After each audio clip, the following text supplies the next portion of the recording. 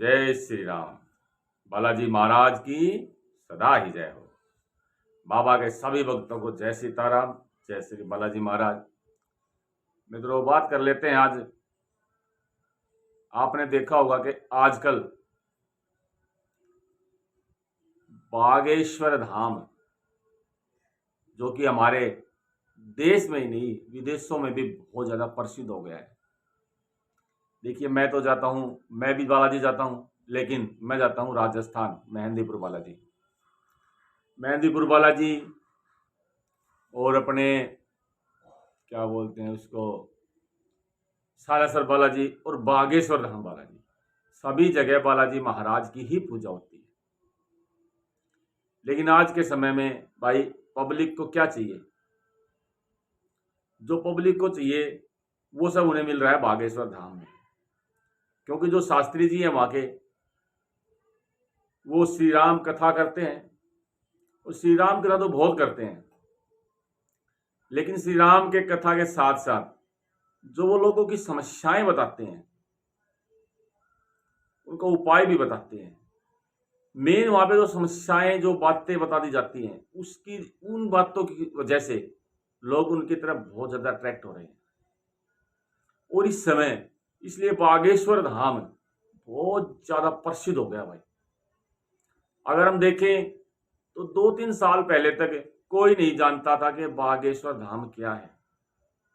3 साल पहले तक, 4 साल पहले तक किसी को नहीं पता था कि कोई बागेश्वर धाम भी है। लेकिन जब से उनका प्रचार शुरू हुआ सोशल मीडिया पर, आज बागेश्वर धाम को हर कोई जानता है। मैं बागेश्वर धाम की बातें कर रहा हूं, क्यों कर रहा हूं, किस लिए कर रहा हूं? मैं, देखिए, बहुत से भगतगण हैं जो बागेश्वर धाम एक तो नहीं जा पाते क्योंकि भाई बहुत दूर है। उत्तर भारत के लोग हैं तो वो तो जा नहीं पाते क्योंकि दूर ज्यादा है, किसी के पास समय नहीं है।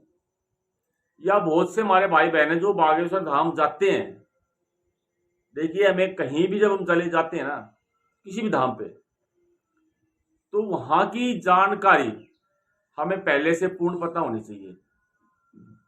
जानकारी मतलब कि हम जिस धाम पर जा रहे हैं वहां पे हमें पूजा पाठ कैसे कैसे करनी है। अब जैसे बालाजी के धाम पे तो अर्जी लगती है, किसी भी धाम पे जाओगे तो हमें इसका पता होना चाहिए कि वो अर्जी हमें कैसे लगानी है, ताकि हम पूर्ण तरह से अपने घर से तैयारी करके ले जाएं या वहां हम उसकी तैयारी कर ले अर्जी की। क्योंकि हर जगह का एक नियम होता है, अगर हमें पता होगा तो हमारी अर्जी स्वीकार होगी। ये बात होगी वहां जाने वालों की, जो नहीं जा पा रहे हैं।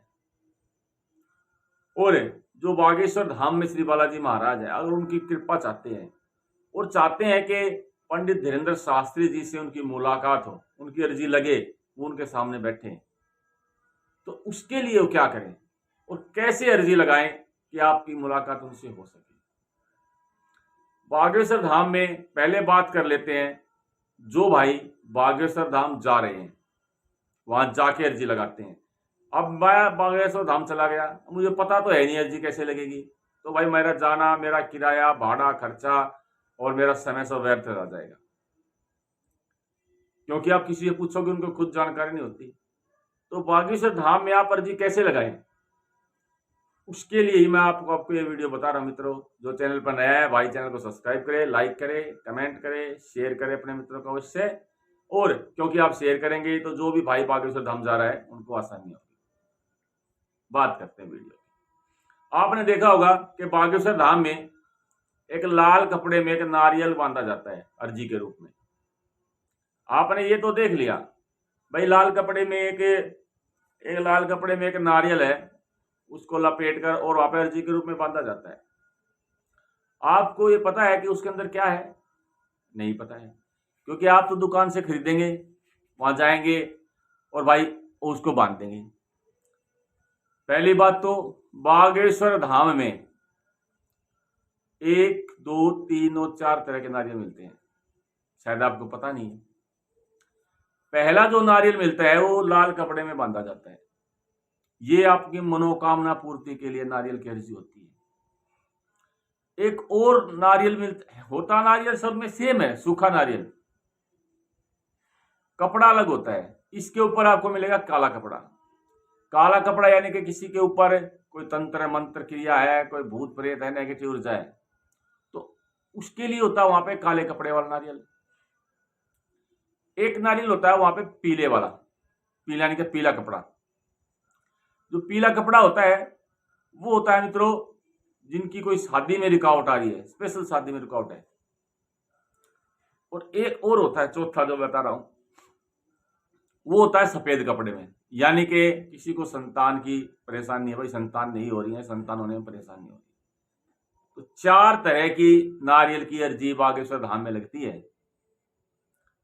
अब दूसरी बात, उसके अंदर क्या होता है, मेरे ख्याल से तो बहुत से लोगों को पता ही नहीं है, वो तो खरीद कर बांध देते हैं। देखिए, जो नारियल होता है ना, और जो कपड़ा होता है, नारियल और उस कपड़े में 5 लौंग होती है मित्रों, नहीं पता हो तो आपको।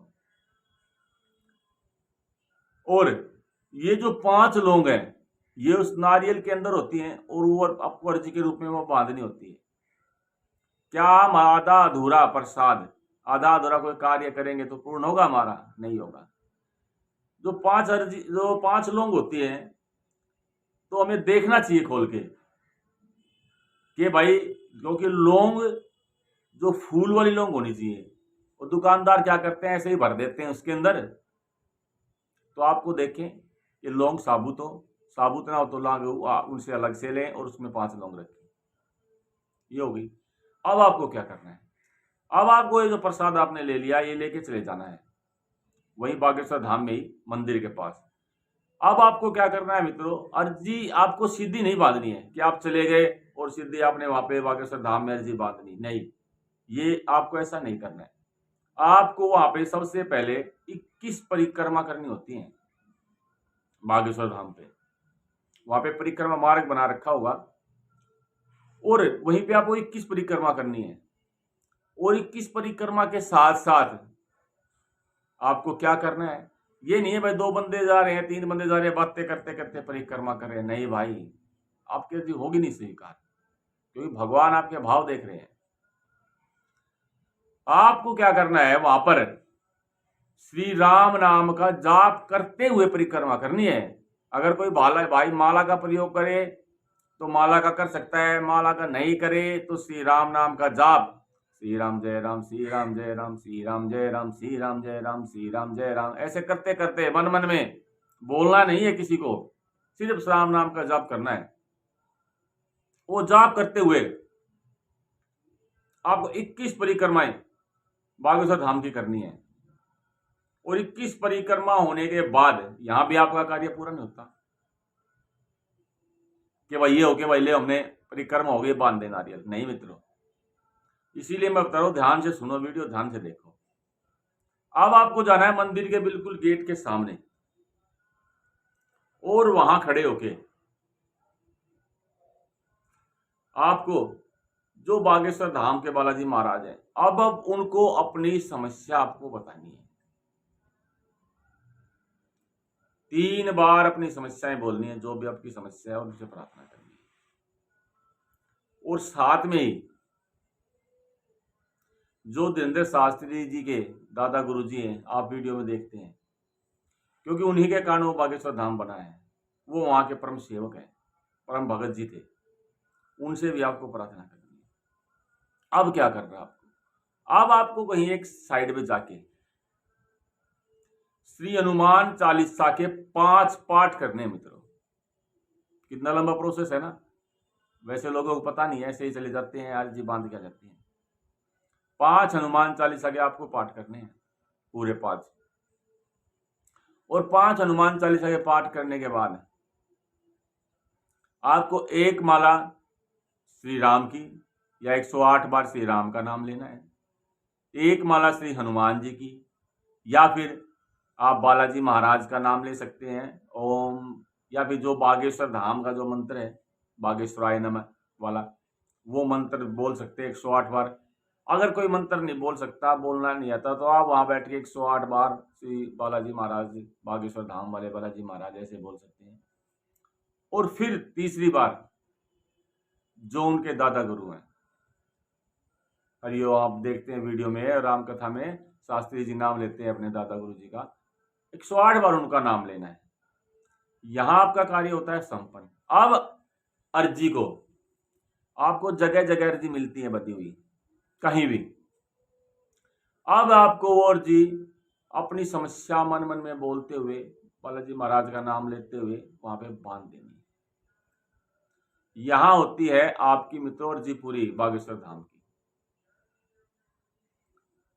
और उनसे प्रार्थना करनी है। जो संकट की अर्जी बांध रहे हैं, फिर आपको वहां एक संकट का धुना है, जहां आप बताते हैं धीरेन्द्र शास्त्री जी विपरीता सरकार दरबार लगते हैं, वहां भी आपको परिक्रमा करनी है। जो जा रही है इतनी दूर, तो सारे कार्य करो। अब बात करते जो घर पे भाई, जो बालाजी महाराज के वहां दर पर नहीं जा पा रहे, वो चाहते हैं कि भाई बागेश्वर धाम हमें बुलाए, किसी तरह धीरेन्द्र शास्त्री जी से हमारी मुलाकात हो। वो क्या करें? अब आपको एक अर्जी लेनी है, ऐसे ही नारियल लाना है और लाल कपड़ा लेके आना है 1.25 मीटर, उसके अंदर 5 लौंग रखनी है और उसको बांध के सेम ऐसे ही 21 बार वही खड़े खड़े परिक्रमा का। आप ये सोच लीजिए हम बागेश्वर धाम में परिक्रमा कर रहे हैं। हनुमान चालीसा का पाठ ऐसे ही 5 बार, जब सेम प्रक्रिया ऐसे ही, और प्रार्थना करनी है कि मुझे धीरेन्द्र शास्त्री जी से मुलाकात करें, आप मेरी अर्जी स्वीकार करें, मेरी अर्जी लगवाएं, और उस अर्जी को अपने घर पर उठा के आप रख दें। हर रोज अर्जी प्रणाम करें उनको, बालाजी महाराज को, और हर रोज अपनी समस्या को याद दिलाएं। आप कुछ ही दिनों में आपकी अर्जी घर बैठे भी स्वीकार होती है मित्रों। कैसे स्वीकार होगी?